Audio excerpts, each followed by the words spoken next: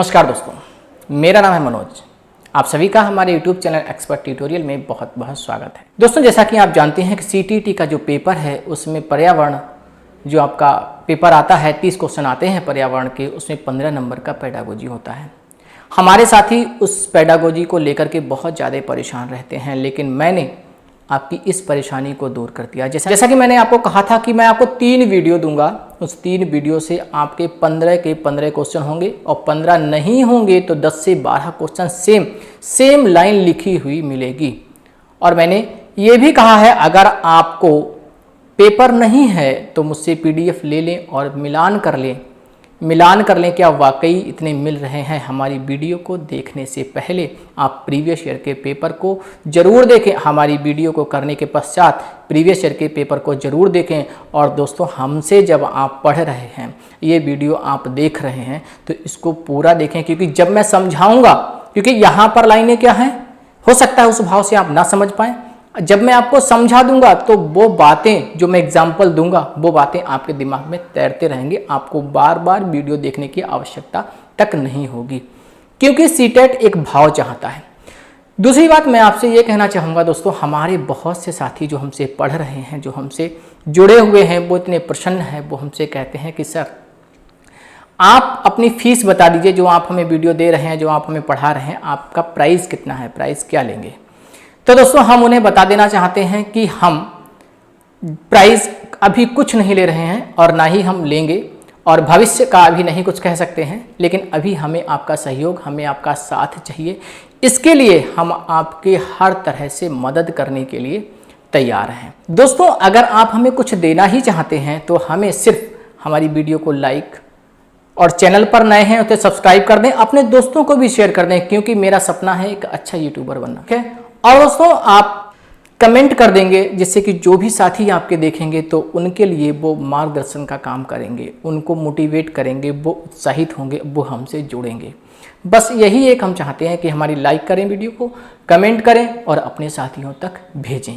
ठीक है, और दोस्तों मैं आपको बताऊं, कुछ साथी हमारे ऐसे हैं जिन्होंने हमारी वीडियो को डिसलाइक किया है।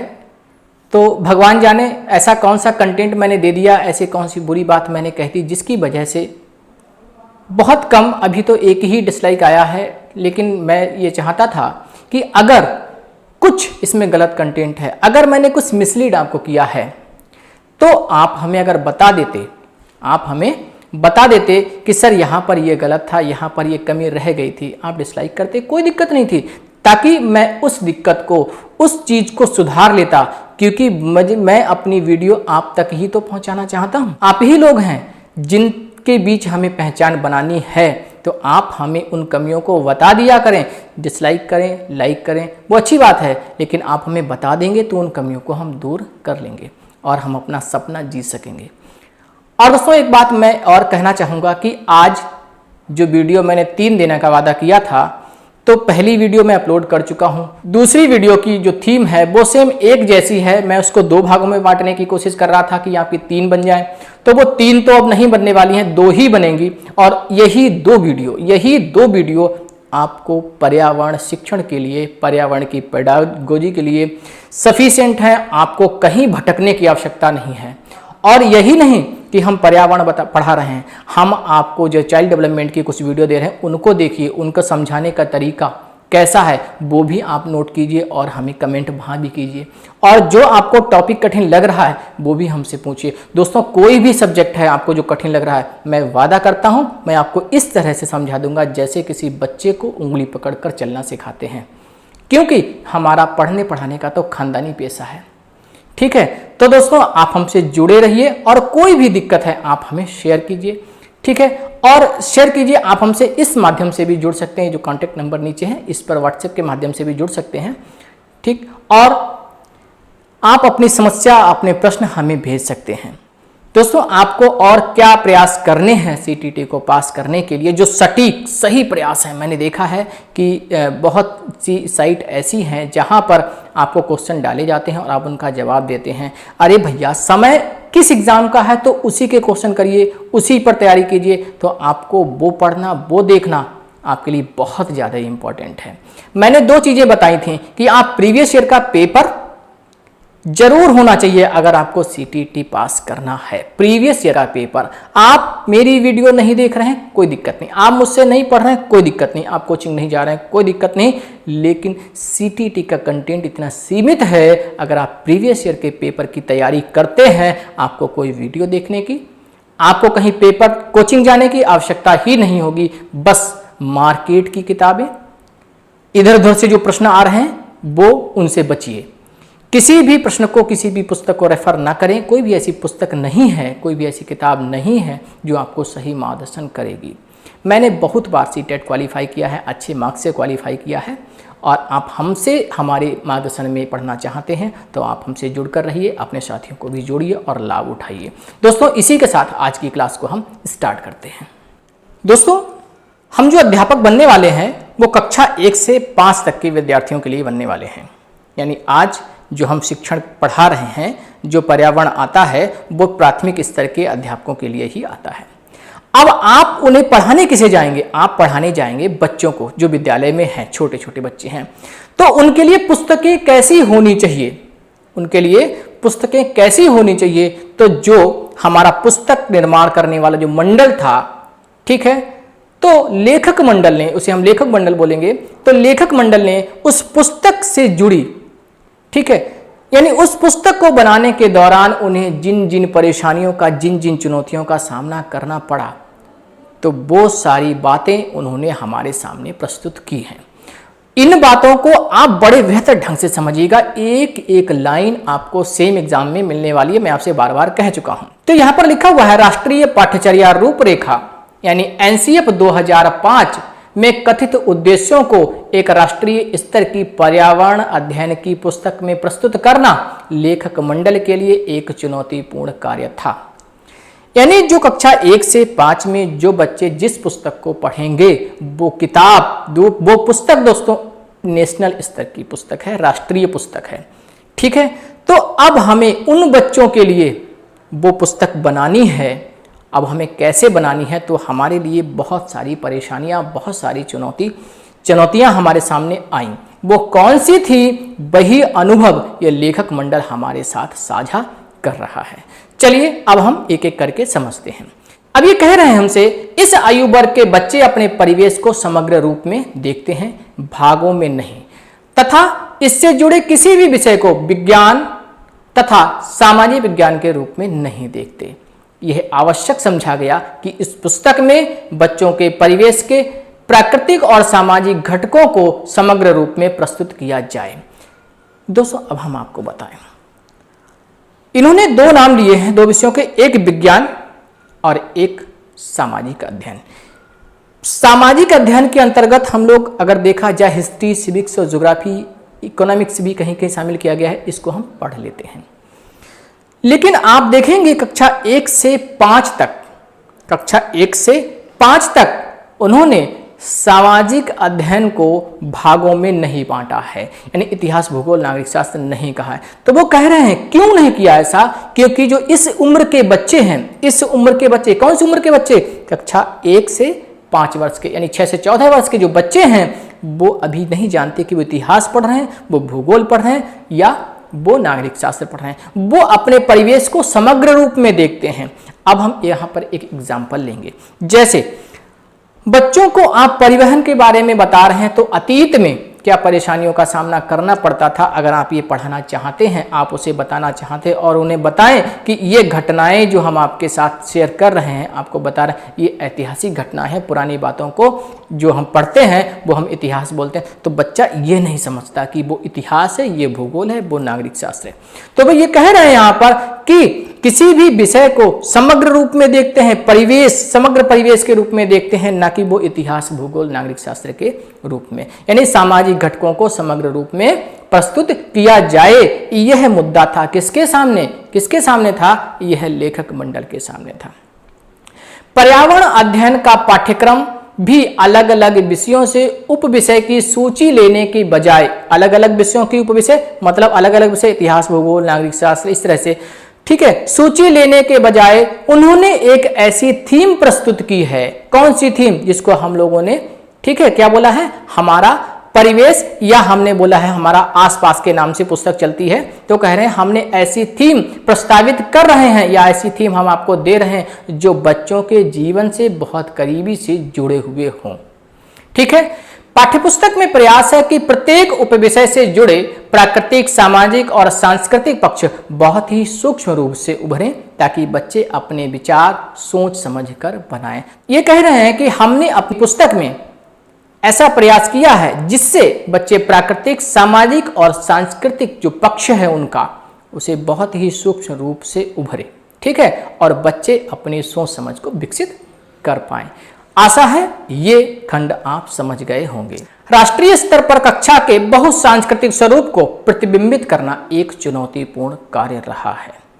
ये कह रहे हैं कि जैसा हमारा देश है कई राज्यों में विभाजित है और हर जगह की संस्कृति अलग अलग है, कई धर्मों के लोग हमारे यहाँ रहते हैं, लेकिन इस पुस्तक में उसको सम्मिलित करना एक हमारे लिए बहुत ही बड़ी चुनौतीपूर्ण कार्य रहा है।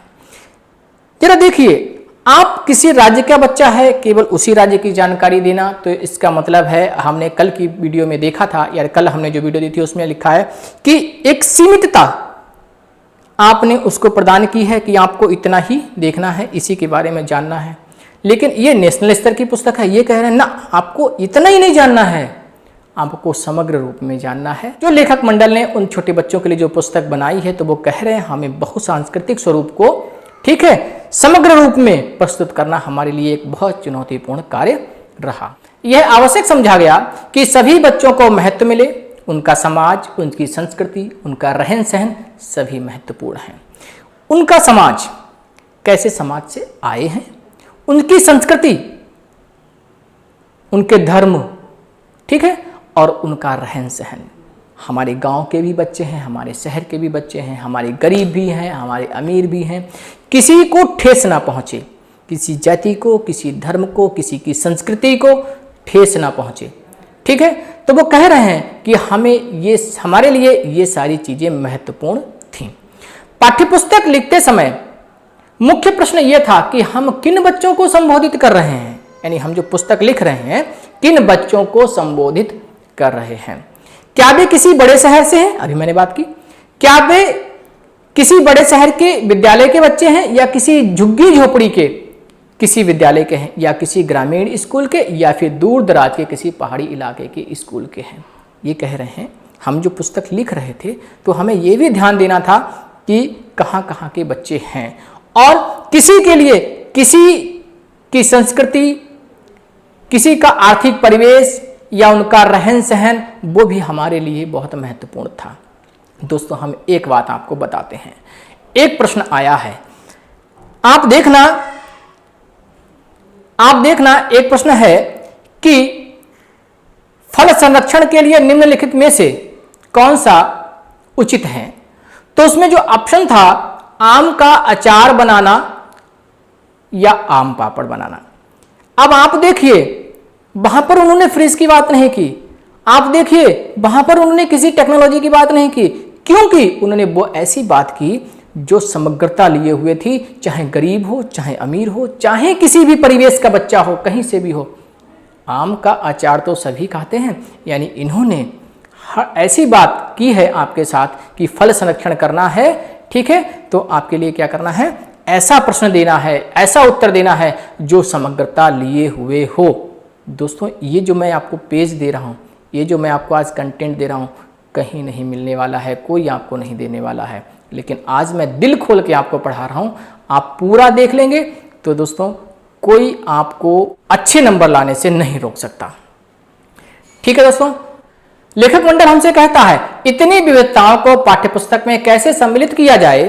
लिंग, वर्ग, संस्कृति, धर्म, भाषा, भौगोलिक स्थिति आदि सभी को समाहित करना था।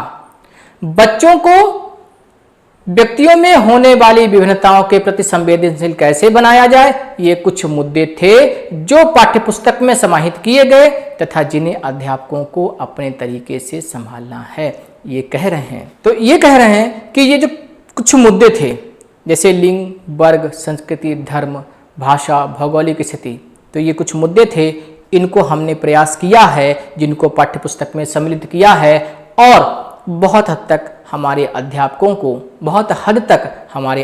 को अपने तरीके से भी संभालना है। आप एक चीज़ नोट करेंगे, विद्यालयों में सांस्कृतिक कार्यक्रम होते हैं लेकिन वहाँ पर त्यौहार नहीं मनाए जाते। आप इस चीज़ को नोट करना, वहाँ पर त्यौहार नहीं मनाए जाते। जहाँ पर मैं सरकारी स्कूलों की बात कर रहा हूँ, जहाँ गवर्नमेंट अटेस्ड स्कूल हैं, क्योंकि वहाँ पर सभी के लिए, वहाँ पर ये नहीं देखा जाता आप किस धर्म से हैं, वहाँ पर सभी को एक नज़र से देखा जाता है। ठीक है, वहाँ पर लड़का लड़की की बात नहीं होती है, वहाँ पर किसी वर्ग विशेष की बात नहीं होती है, वहाँ पर सभी वर्गों का सम्मान होता है, वहाँ पर सभी संस्कृतियों का सम्मान होता है, वहाँ पर सभी धर्मों का सम्मान होता है और सभी की भाषा महत्वपूर्ण है। ठीक है दोस्तों, अब हम आगे चलते हैं। लेखक मंडल हमसे कहता है ये सारे जो मुद्दे हैं, यानी जो पाठ्यक्रम हम आपको दे रहे हैं, हमने 6 थीम में बांटा है।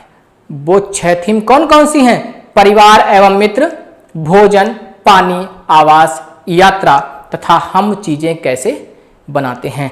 अब दोस्तों आप नोट करना, सीटेट का जो बुलेटिन है उसको उठाइए और ईवीएस का आप उसमें जो सिलेबस दिया गया है तो आपको यही टॉपिक मिलेंगे। तो ये कह रहे हैं कि हमने इन 6 विषयों में इस थीम को बांटा है। फिर नीचे लिखा है इन्होंने, पाठ्यपुस्तक में विषय वस्तु बाल केंद्रित रखी गई है।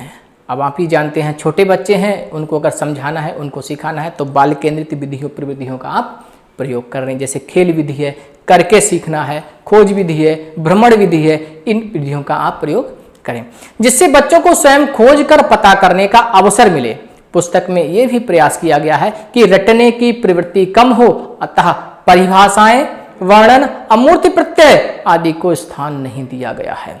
दोस्तों एक वीडियो हमने आपके लिए अपलोड की है जिसमें हमने कुछ पॉइंट्स दिए हैं कि अगर ये शब्द मिल जाते हैं उनको हटा देना, जहां पर रटने की प्रवृत्ति पर जोर दिया गया है, जहां पर वर्णन करने पर जोर दिया गया है, जहां पर अमूर्त चिंतन पर जोर दिया गया है, जहां पर परिभाषाएं याद करने के लिए कहा गया है, तो वो आपके लिए नहीं है। क्यों? क्योंकि बच्चे इस तरह से अभी चिंतन नहीं कर पाते। फिर लिखा है, पाठ्यपुस्तक में जानकारी देना बहुत ही सरल कार्य है, वास्तविक चुनौती है कि बच्चों को मौका दिया जाए। मैंने आपसे कहा था जहां पर लिखा हो मौका दें, जहां पर लिखा हो अवसर दें, जहां पर लिखा हो चर्चा करें, वो वाला ऑप्शन आपका सही होता है। तो बहुत से ऐसे ट्रिक्स अपना लेंगे जो मैं आपको अभी बता रहा हूं कि शब्द मिल जाए उनको छोड़ देना, शब्द मिल जाए तो सेलेक्ट कर लेना, तो आपका समय बच जाएगा।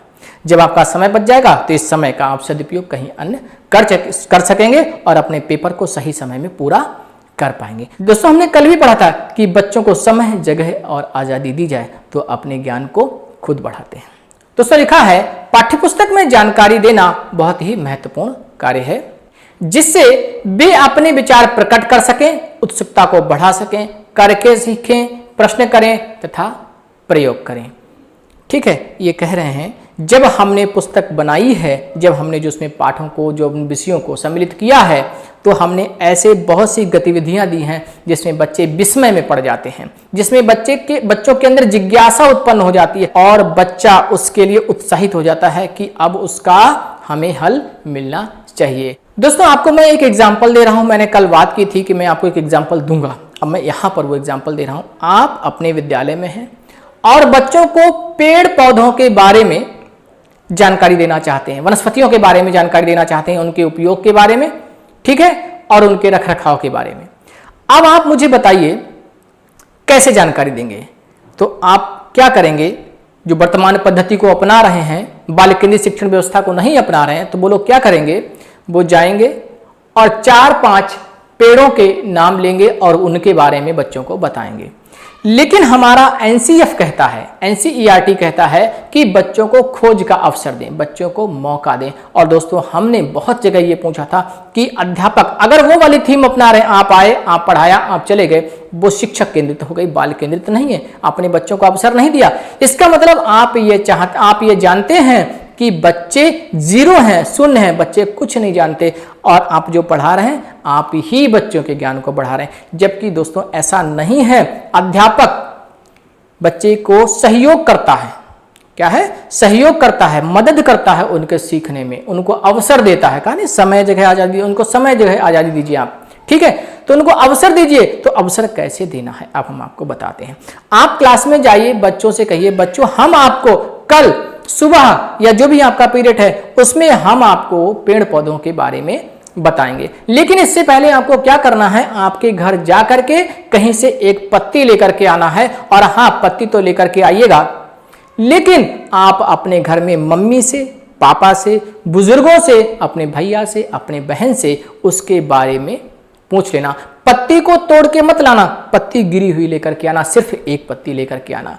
अब बच्चों को ये टास्क मिल गया, ये बहुत ही ज्यादा रोचक है। हमने कल बात कही थी, क्योंकि अपने उसमें कल वाली वीडियो में देखा होगा जिसमें कहा गया था कि हम लोग अनदेखी कर रहे हैं। हमारे पास बहुत से ऐसे रिसोर्स हैं, बहुत से ऐसे संसाधन हैं जिनकी हम अनदेखी कर रहे हैं। बच्चे केवल अध्यापक से नहीं सीखता, विद्यालय जीवन को बाहर के जीवन से क्यों जोड़ा जाना चाहिए, क्योंकि बच्चा जो है वो केवल विद्यालय से नहीं सीखता, बाहर से भी बहुत कुछ सीखता है। अब वो क्या करेगा, अब वो उस पत्ती को उठाएगा, अपने मम्मी से, पापा से, भैया से, बहन से वो बार बार पूछेगा दीदी इसका क्या होता है, भैया इसका क्या होता है, ये किस कार्य में आती है। अब आप देखिए वो बच्चे उस पत्ती को लेकर के विद्यालय में पहुंचेंगे। जब वो विद्यालय में पहुंचेंगे तो बच्चे आपस में ही बात करते हैं कि आप क्या लेकर के आए हो, आप क्या लेकर के आए हो, आप इसके बारे में सर जब पूछेंगे तो क्या बताओगे, ठीक है। तो आप पाएंगे कि बच्चे अगर आपकी क्लास में 30 हैं तो 30 में से उन 30 बच्चों ने लगभग 10-12 पेड़ों की जानकारी जुटा ली है, उनके पास है। एक दूसरे से उन्होंने आपस में मिलजुल करके जानकारी को जुटा लिया है और ट्रांसफर कर दिया है। क्या आप उस 30 मिनट के पीरियड में आप 10-12 पेड़ों के बारे में बता पाते? और हाँ, अगर आप बताते भी तो बच्चा एक मूक होकर के केवल सुनता रहता, इस कान से सुनता, इस कान से निकाल देता। अब आपने क्या किया, वो जो एक्टिविटीज कराई, अब आप बच्चों से केवल मजे लेकर के उनकी एक्टिविटीज का एक हिस्सा बनिए और उनके जो रोचक तथ्य निकल के आए हैं, जो उन्होंने अपने घर में पूछा है, उनकी मम्मी ने क्या बताया है, उनसे पूछिए। हमारे दोस्त आपको हम बताएं, वो बच्चे जो आप 30 मिनट में सिखाना चाह रहे थे ना, उससे बेहतर ढंग से और अच्छा सीख चुके हैं, अच्छा जानते हैं। ये एग्जाम्पल आपको कैसा लगा कमेंट करके जरूर बताइएगा। ये है आजकल की बाल केंद्रित शिक्षा व्यवस्था, ऐसे ही पढ़ाया जाना चाहिए, ऐसे ही मौके दिए जाने चाहिए। इसी विचार से अगर आप पेपर करेंगे, इसी विचार से अगर आप देखेंगे, जो ईवीएस का पेपर करेंगे, पेडागोजी करके आएंगे, तो आपकी कभी गलत होने ही वाली नहीं है, गारंटी है हमारी। फिर लिखा है बच्चे पाठ्य पुस्तक से खुशी खुशी जुड़ें, इसके लिए पाठों का प्रस्तुतिकरण विविध तरीके से किया गया है, जैसे किस्से, कहानियां, संवाद, कविताएं, पहेलियां, हास्य खंड, नाटक, क्रियाकलाप आदि। ये बता रहे हैं, ये कह रहे हैं कि बच्चों को कहानियां सुनना, बच्चों को संवाद, बच्चों को कविताएं, बच्चों को हास्य खंड, बच्चों को पहेलियां बहुत अच्छी लगती हैं। तो क्यों ना हम पढ़ाई में इनको शामिल करें और इस माध्यम से समझाएं। आपने देखा होगा बच्चे कहानियों को सुनना बहुत पसंद करते हैं और उन्हें याद भी रखते हैं। तो ये तरीका है, उन्होंने जो प्रस्तुतिकरण किया है वहाँ पाठों का, वहाँ का प्रस्तुतिकरण भी कुछ ऐसा ही है, रोचक प्रस्तुतिकरण है, जिससे कि बच्चे अपने ज्ञान को बढ़ाएं और मजे से उसको सीखें। बच्चों में कुछ बातों के प्रति संवेदनशीलता विकसित करने के लिए अक्सर किस्से कहानियों का इस्तेमाल महत्वपूर्ण माना गया है, क्योंकि बच्चे कहानी के पात्र के रूप में अपने को आसानी से जोड़ सकते हैं। दोस्तों, आप अगर एनसीईआरटी की पुस्तकों में देखेंगे तो वहाँ पर एक चैप्टर है छू कर देखें और दूसरा चैप्टर है बिन बोले की बात। तो उसमें ये प्रयास किया गया है कि बच्चों को, जैसे बिन बोले की बात है तो उसमें ये प्रयास किया गया है कि बच्चों को, जो मूक बधिर बच्चे हैं, जो बोल नहीं पाते हैं, जो मनुष्य बोल नहीं पाते हैं, उनके साथ संवेदनशीलता विकसित की जाए।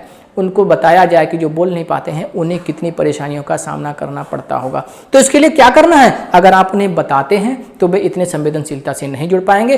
और हाँ, यदि आप उन्हें एक नाटक खिला दें जिसमें उनको एक मूक होने का पात्र दें, जिसमें कि बच्चों को मूक बनाया जाए कि आपको सारी बातें इशारों से कहना है, ठीक है, और दूसरों की बातें समझना है, आपको बोलना नहीं है, तो बच्चे समझ जाएंगे कि कितनी परेशानी होती है। उस नाटक के दौरान वो इस बात को नोट कर पाएंगे और उनके जो साथी हैं, जो ऐसे लोग उनके समाज में रहते हैं, तो उनके प्रति संवेदनशीलता विकसित हो पाएगी। यही कारण है बिन बोले की बात पाठ वहाँ पर दिया गया है।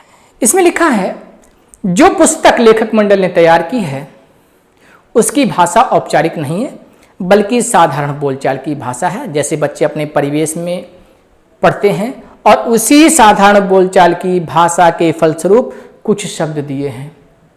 जैसे मामीडी तांड्रा, आपने पढ़ा होगा आम पापड़ बनाना, ठीक है। और दोस्तों आपने ये भी पढ़ा होगा मेमेले, आमाले, ये कुछ शब्द पढ़े होंगे, कुरिगे। तो ये शब्द आपको वहाँ पर पढ़ने को मिले होंगे और पूछते हैं इसका क्या अर्थ है, ठीक है। हम लोग अब अध्यापक बनने जा रहे हैं तो हमारे लिए तो पूछा जाता है इसका क्या अर्थ है, लेकिन बच्चों को कि जो केरला में कैसी भाषा बोली जाती है, नाव शिकारा नाव है जम्मू कश्मीर में, और बल्लम पानी को बोलते हैं और बल्लम नाव फेरी नाव को बोलते हैं। तो ये वहाँ की बोलचाल की भाषा का यूज़ किया गया है जिससे कि बच्चे जुड़े कि हमारा जहाँ के लोग रहते हैं उनकी भाषा भी अलग है, उनकी संस्कृति भी अलग है, ठीक है, उनका रहन सहन अलग है, उनका खान पान अलग है। इसी खान पान की बात आती है तो वो पूछते हैं हांगकांग के लोग क्या खाते हैं, सांप से बनी डिश जो उनको क्या मतलब बोलते हैं उसको, तो आपने पढ़ा होगा लिंगहुफेन। तो यही सारी चीज़ें हैं। केरला वाले क्या खाते हैं, टेपियोका खाते हैं, उबाल कर खाया जाता है। तो ये सारी चीज़ें हैं। क्यों उन्होंने बात की? वो इसलिए बात की कि हमारा खान पान भी अलग हो सकता है और उनको खाने का तरीका भी अलग हो सकता है, ठीक है। तो हमारी भाषा, उनको जो शब्द हम यूज़ करते हैं, ठीक है, तो वो भी हमारी भाषा भी अलग हो सकती है। तो वो सारी चीज़ें हमें सबका सम्मान करना है, सबकी संस्कृति का, सबकी भाषा का, सबके परिवेश का, जहाँ से वो आए हैं। तो उनकी भाषा का प्रयोग करेंगे तो वो समझ पाएंगे। अगर एक औपचारिक भाषा का प्रयोग करेंगे तो वो इसको नहीं जोड़ पाएंगे, ठीक है। अगर उनकी व्यवहारिक भाषा बोलेंगे तब वो उनको ऐसा लगेगा कि ये अपना ही कोई बंदा है जो हमें समझा रहा है। अगर वैसे समझेंगे, अगर आप औपचारिक भाषा का प्रयोग करेंगे तो उनको कठिन महसूस होगा, उन्हें कठिन लगेगा कि यह क्या नई चीज़ समझा रहे हैं। ज्ञान सृजन के लिए बच्चों का क्रियाशील होना बहुत जरूरी है। यहाँ कह रहे हैं अगर आपको ज्ञान सृजन करना है, बच्चों को समझाना है, तो बच्चे, ज्ञान का मतलब होता है पहचान यानी समझ, और इसके लिए बच्चे अपने आप जब सीखते हैं, एक्टिविटीज से सीखते हैं, तो ये बहुत ज़्यादा ज़रूरी है। पर्यावरण अध्ययन की पढ़ाई को कक्षा की 4 दीवारी के बाहर से जोड़ा गया है। वही जो कल वाली बात मैंने की थी, पहले कल वाली वीडियो में जो मैंने बताया था कि विद्यालय जीवन को बाहर के परिवेश से जोड़ा जाना चाहिए। ये मैंने जितनी बार लाइन बोली है उतनी ही बार एग्जाम में आई हुई है। कोई भी ऐसा एग्जाम नहीं है जिसमें ये लाइन आपको मिले ना, गारंटी है। ये याद कर लो, समझो वहां रखी हुई है। पर्यावरण जो हम पढ़ते हैं तो इसका जो मुख्य थीम है, बच्चे के विद्यालय जीवन को बाहर के जीवन से जोड़ा जाए। पाठ्यपुस्तक के क्रियाकलाप द्वारा बच्चों की अवलोकन क्षमता को विकसित करने के लिए बाग बगीचे, तालाब के किनारे, प्राकृतिक भ्रमण पर ले जाने की जरूरत है। ये कह रहे हैं बच्चों में अवलोकन क्षमता। अवलोकन क्षमता जानते हो कि बच्चे देखें और देख करके अपने ज्ञान को बढ़ाएं। अगर ये विकसित करना है, अवलोकन क्षमता विकसित करनी है, तो इसके लिए आप बाग बगीचे दिखाएं। बाग बगीचे के फोटो दिखाने से ज़्यादा बेहतर है अगर वो वास्तविक रूप में देखें। तालाब के किनारे लेकर के जाएं, प्राकृतिक भ्रमण कराएं। लेकिन दोस्तों ये भी उन्होंने कहा है, एक आप देखना कल की पुस्तक में बताया, कल की वीडियो में मैंने बताया था कि अध्यापक इसे अपने ढंग से संभालें। अगर तालाब नहीं है तो ऐसा नहीं है आप लिए घूम रहे हैं तालाबों के पास, उसे अपने ढंग से मेंटेन करें, उसे अपने ढंग से संभालें। जरूरी नहीं है कि बच्चों को आप किसी खतरनाक स्थिति में डाल दें, ठीक है। तो इसको भी ध्यान रखना है। हाँ, जब वो अपने वास्तविक रूप में देखते हैं तो उनका ज्ञान अच्छे से बढ़ता है। इससे उनमें अवलोकन के साथ साथ अन्य कौशलों का भी विकास होगा।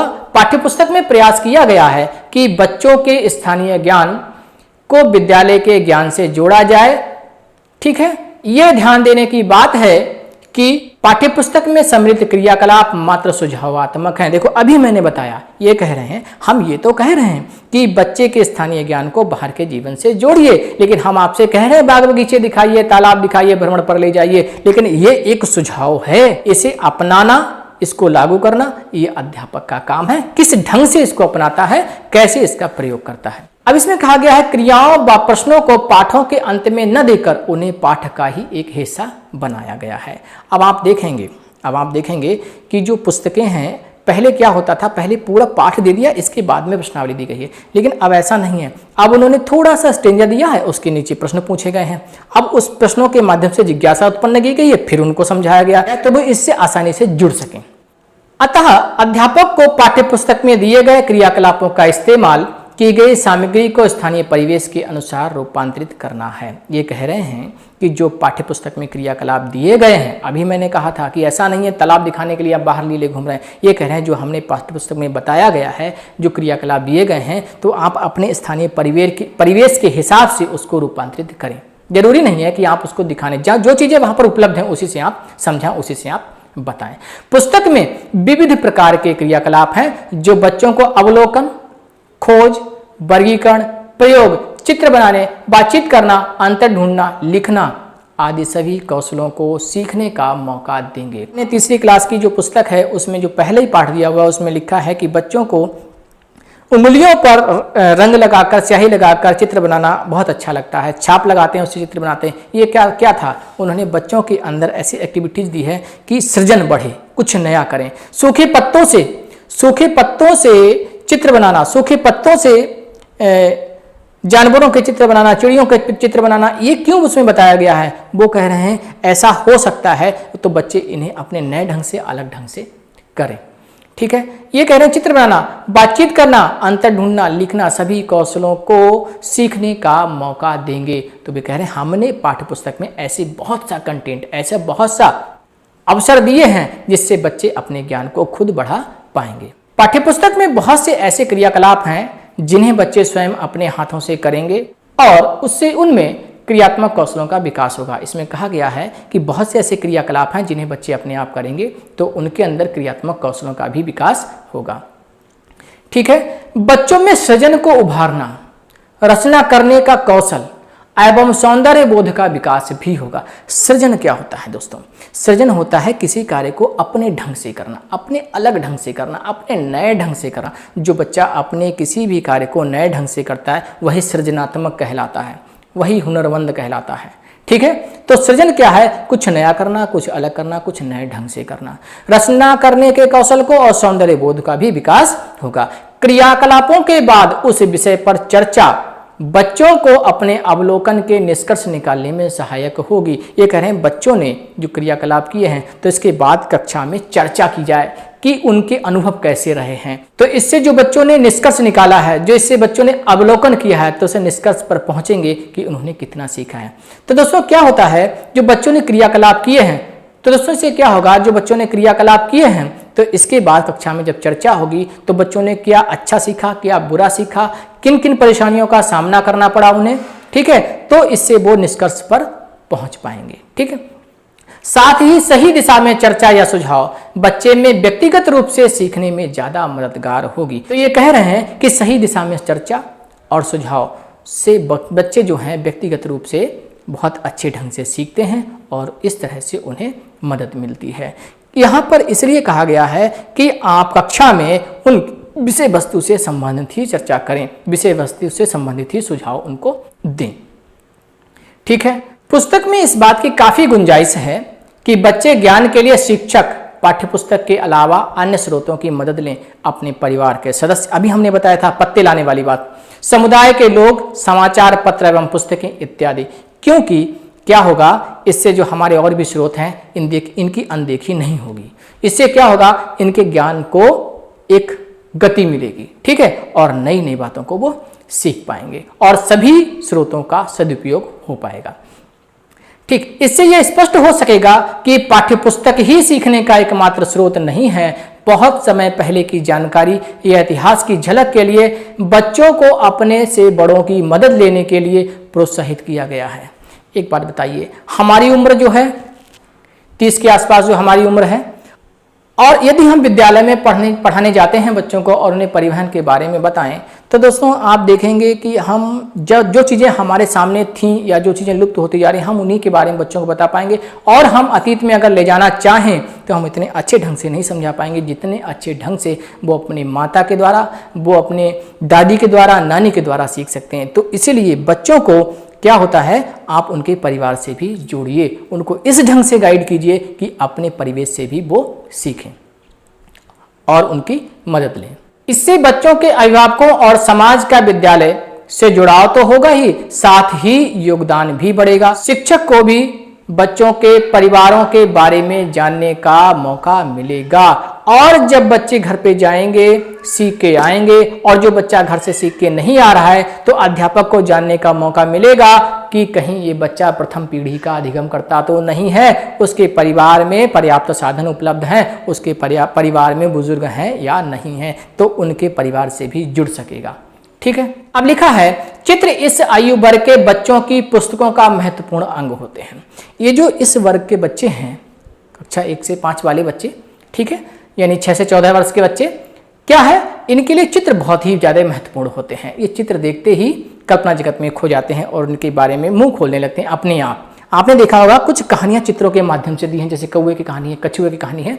ठीक है। लेखक दल ने ध्यान रखा है कि चित्रों की प्रकृति लिखित बातों को प्रतिबिंबित करे। अच्छा, चित्र ऐसा होना चाहिए कि जो चित्र हम बता रहे हैं और जो हमने लिख रखा है, तो चित्र जो लिखा हुआ है वो चित्र से मैच करता हुआ हो, मेल खाता हुआ हो।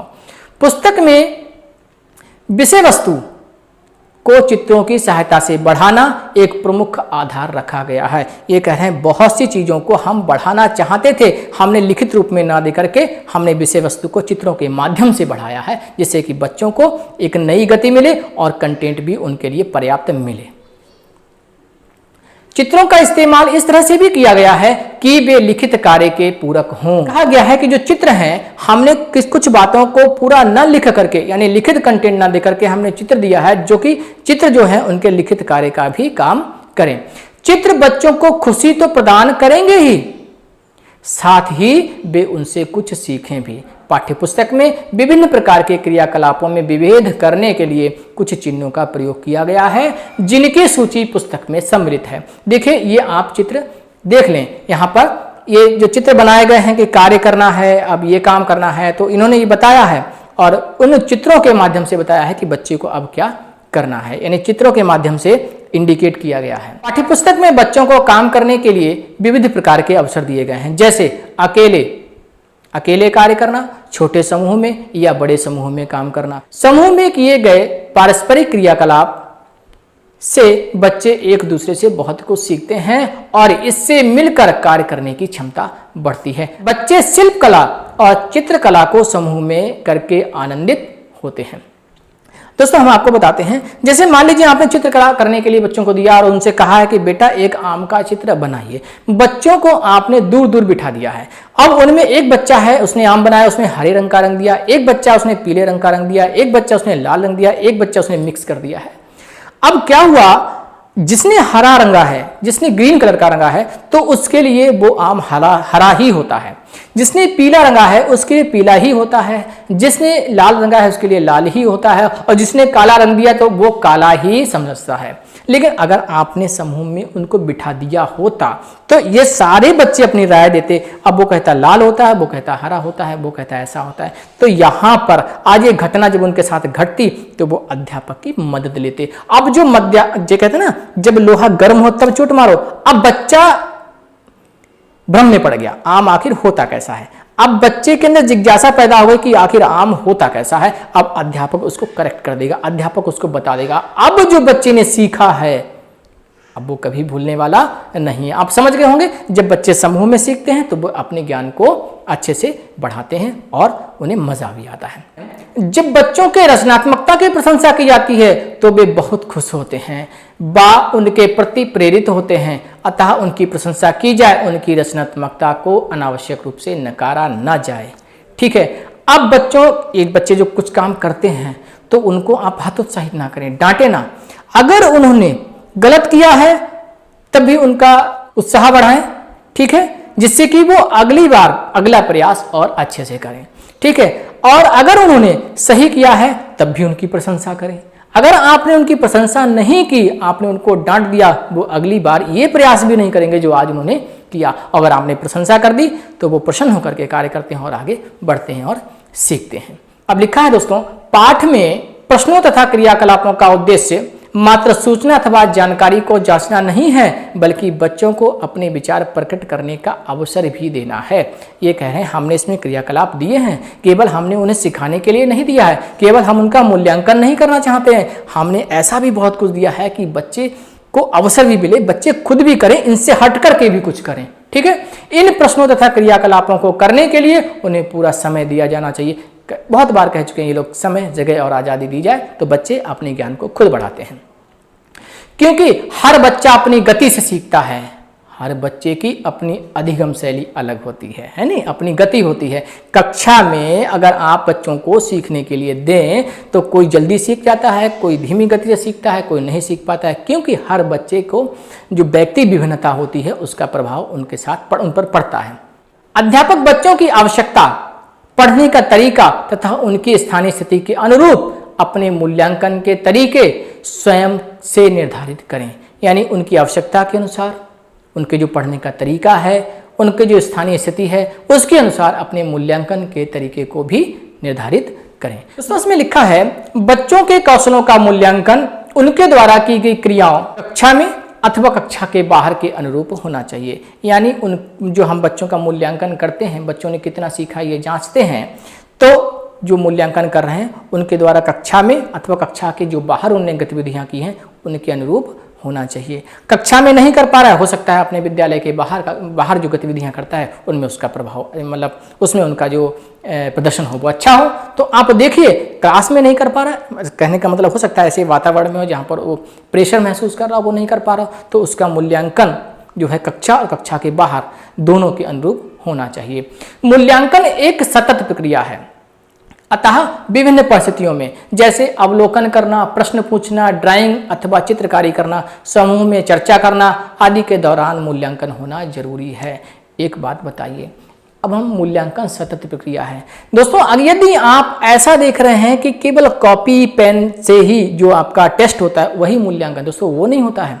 जरा एक बात आइए, हमारे जो अभ्यर्थी जो अध्यापक बनने की लाइन में हैं तो ये लोग 1 महीने के लिए स्कूल में पढ़ाने गए होंगे।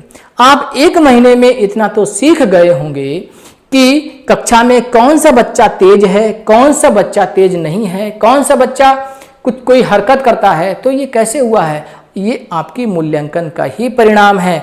क्यों वो ऐसे, क्योंकि जैसे मान लीजिए किसी बच्चे ने कक्षा में कोई पेंसिल चोरी हो गई है, तो अब आप अनुमान लगा लेते हैं किस बच्चे ने किया है। क्योंकि ऐसा होता है जब आप उसके साथ हमेशा रहते हैं तो आप उसकी गतिविधियों पर नजर रखते हैं, तो उसकी गतिविधियां ही उसके मूल्यांकन का आधार हैं। तो ऐसे ही पढ़ाई में आप उसके साथ जो एक्टिविटीज कर रहे हैं तो आप नोट कीजिए कि कौन सा बच्चा हमें आंसर देता है, कौन सा बच्चा गतिविधियों में भाग लेता है, कौन सा बच्चा ठीक है मन लगा के पढ़ता है, कौन सा बच्चा इसमें आनंदित होता है। तो ये सारी चीजें होती हैं, मूल्यांकन का एक हिस्सा बनेंगी। इसलिए विभिन्न क्रियाकलाप एवं प्रश्न पाठ के अंदर ही दिए गए हैं, अंत में नहीं, उन्हें क्रम से करवाना उचित होगा। तो ये कह रहे हैं जितनी भी गतिविधियां हैं पाठ के अंदर जैसे जैसे दी गई हैं वैसे वैसे कराइए, इन्हें अंत में ना कराएं, उसी क्रम में कराएं। यह है पाठ्यपुस्तक के विकास में लेखक मंडल के सामने एक प्रमुख मुद्दा था कि समाज में पाई जाने वाली विभिन्नताओं के प्रति बच्चों की संवेदनशीलता कैसे बढ़ाई जाए, चाहे वे विभिन्नताएं शारीरिक क्षमताओं, आर्थिक स्थिति तथा हमारे व्यवहार में अंतर के कारण हों। ये सब चीजें हमारे रहन सहन, पहनावे के तरीके तथा भौतिक सुविधाओं की उपलब्धता आदि पर परिलक्षित होती हैं। दोस्तों आप अगर देखिए एक बात मैं आपको बताना चाहूँगा, आप जो EVS का कंटेंट पढ़ते हैं, बहुत से लोगों ने क्या है आपके लिए कुछ पॉइंट्स निकाल के दे दिए हैं, जो आपके 15 क्वेश्चन इससे पेडागोजी से हट के आते हैं, आप उसी को पढ़ लेते हैं। ऐसे पढ़ने का तरीका नहीं है। हमारे जो नोट्स हैं हम आपको EVS के नोट्स देंगे, उसमें जब पढ़ेंगे तो जो बातें मैं कह रहा हूँ वो भी आपको कोरिलेट करते हुए चलेंगे। उसमें लिखा गया है कि जैसे आपके पापा आ रहे हैं, आपके पापा आ रहे हैं और आप दूर से ही पहचान लेते हैं कि ये हमारे पापा आ रहे हैं। बहुत दूर हैं क्योंकि उनके चाल ढाल, उनका पहनावा, उनका एक्टिविटीज़, ठीक है, यहाँ तक कि आप अपने घर में होने वाली आहट से भी पहचान लेते हैं कि आखिर है कौन, किसकी आहट है। मम्मी आ रही हैं ये भी बता देंगे, बहन आ रही है ये भी आप बता देंगे। तो देखिए क्या लिखा है, शारीरिक क्षमताएं, आर्थिक स्थिति और हमारे व्यवहार में अंतर के कारण हों। तो ये विभिन्नताएं कैसे हो सकती हैं, इस तरह से हो सकती हैं। बहुत सी विभिन्नताएं हैं जो हमारे व्यवहार में अंतर के कारण या शारीरिक क्षमताओं के कारण या आर्थिक स्थिति के कारण हो सकती हैं। तो ये सारी चीज़ें हमारे रहन सहन, पहनावे के तरीके तथा भौतिक सुविधाओं की उपलब्धता आदि में परिलक्षित होती हैं। ये सारी चीज़ें हमें दिखती हैं। हमें हर बच्चे में यह समझ पैदा करवानी होगी कि किसी भी समाज में विभिन्नता स्वाभाविक है। हमें ये बताना पड़ेगा बच्चों को, ये समझाना है किसी भी समाज में विभिन्नता होना स्वाभाविक है। हमें इन विभिन्नताओं की प्रशंसा तथा सम्मान करना सीखना है। ये अभी हमने बताया था, हम पुस्तक किसके लिए दे रहे हैं, किस संस्कृति के बच्चे हैं, किस माहौल के बच्चे हैं, यानी शहर के बच्चे हैं, ग्रामीण बच्चे हैं, किस भाषा के बच्चे हैं, किस भौगोलिक परिवेश के बच्चे हैं। तो वो कह रहे हैं हमें इन विभिन्नताएं तो होती हैं, यह स्वाभाविक है, तो हमें इन विभिन्नताओं का सम्मान करना है, हमें उनकी प्रशंसा करनी है। अध्यापक को इस बात पर विशेष ध्यान देना होगा जिससे कि सामाजिक मुद्दों को विशेष संवेदनशीलता के साथ संभाला जा सके, खासकर जब कक्षा में विशेष आवश्यकता समूह वाले या फिर परेशान माहौल से आने वाले बच्चे हों। अब यहाँ पर लिखा है विशेष आवश्यकता वाले बच्चे। दोस्तों ये समावेशी शिक्षा की बात कर रहे हैं, ये विशिष्ट आवश्यकता वाले यानी अपवादात्मक बालकों की बात कर रहे हैं। अगर ऐसे बच्चे हैं तो वहाँ पर अध्यापक अपने ढंग से इनको संभाले। ठीक है। अब लेखक मंडल ने न केवल बच्चों के बारे में सोचा है अपितु अध्यापकों को भी ऐसे व्यक्ति के रूप में देखा है जो ज्ञान सृजन करते हैं और अपने अनुभवों को बढ़ाते हैं। ये कह रहे हैं केवल अध्यापक बच्चे ही नहीं, जैसे मान लीजिए दोस्तों हम आपको अपने यूट्यूब के माध्यम से, ठीक है, जो समझा रहे हैं, सिखा रहे हैं, और आपकी प्रतिक्रियाएं आप अगर लाइक करेंगे और कुछ भी करेंगे तो इससे भी हम लोग बहुत सीखते हैं कि हमारे साथियों ने इस कंटेंट को, इस चीज़ को लाइक किया है तो हमें और अच्छा कंटेंट देना चाहिए जिससे कि ज़्यादा लाइक आए। दोस्तों इसी तरह से हमारे जो अध्यापक हैं वो भी, उनके जो सीखने का क्रम है जिंदगी भर हमेशा चलता रहता है और वो भी इन्हें अनुभव मिलते रहते हैं। अर्थात इस पाठ्य पुस्तक को सीखने सिखाने की सामग्री के रूप में देखा गया है जिसके इर्द गिर्द शिक्षक अपने पढ़ने पढ़ाने की क्रिया को संगठित करे ताकि बच्चों को सीखने के अवसर मिले। ये करें, हमने पुस्तक में बहुत सी चीज़ें ऐसे डाली हैं जिसे अध्यापक को अपने हिसाब से संभालना है और उसे संगठित करना है जिससे कि बच्चों को सीखने के अवसर मिले। अच्छा दोस्तों, इसमें लिखा है एनसीएफ 2005 के अनुसार, प्रश्न आया है यहाँ से, जो मैंने आपको ऊपर पढ़ाया है वहां से हर जगह से प्रश्न आया है। एनसीएफ 2005 के अनुसार कक्षा 1 और 2 में पर्यावरण अध्ययन एक विषय के रूप में नहीं पढ़ाया जाता। अगर देखा जाए तो पर्यावरण हमने तीसरे, चौथी और 5वीं से पढ़ते हैं, वहां पर कक्षा 1 और 2 में पर्यावरण एक विषय के रूप में नहीं है, परंतु इससे जुड़े कौशल और सरोकार यानी इससे जुड़े मुद्दे जो हैं, पर्यावरण से संबंधित जो मुद्दे हैं, हमने गणित और भाषा के माध्यम से वहाँ पर समझाए हैं। वहाँ पर हमने गणित और भाषा के माध्यम से बच्चों को प्रस्तुत किया है। ठीक है। तो दोस्तों आज जो हमने आपको समझाया है, अब आपने देखा होगा, ये जो आपने बार बार इस वीडियो को देख लेना, अपने साथियों को शेयर भी कर देना और अच्छा लगे तो लाइक भी कर देना। और इसको बड़े अच्छे ढंग से मैंने समझाने का प्रयास किया। अगर जरा सी भी कहीं कमी रह जाती है तो आप हमें अपने सुझाव कमेंट के माध्यम से जरूर दें। मेरी तरफ से पूरा प्रयास किया जा रहा है कि हमारे साथी हमसे जुड़े और अच्छे नंबर लेकर के आएँ।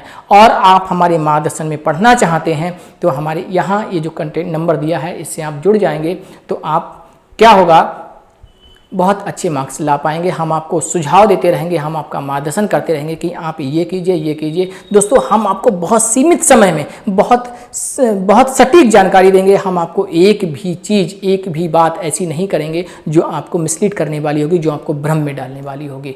दोस्तों आज का पढ़ा हुआ कैसा लगा हमें ज़रूर बताइएगा। हमसे जुड़ने के लिए आपका बहुत बहुत शुक्रिया। नए हैं तो आप सब्सक्राइब कर दें, लाइक कर दें, घंटी का बटन दबा दें जिससे कि जो भी वीडियो अपलोड हो उसका नोटिफिकेशन आप तक मिलता रहे। और आज का लेक्चर हम यहीं समाप्त करते हैं। आपका दिन शुभ हो। नमस्कार।